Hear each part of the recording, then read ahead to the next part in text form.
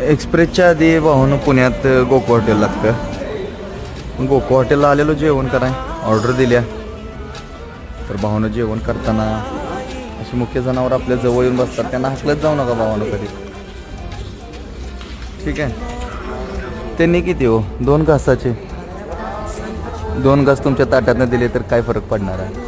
पण काही लोकांना मी बघितलं की त्यांना हकलतात, लात मारतात, शुक करतात. असं नका करत जाऊ. मुक प्राणी 1-2 घास देऊन टाका त्यांना, पण काय फरक पडणार आहे.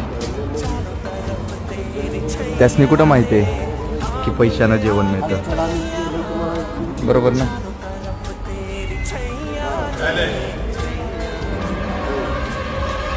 ठीक आहे, चला करू जेवण.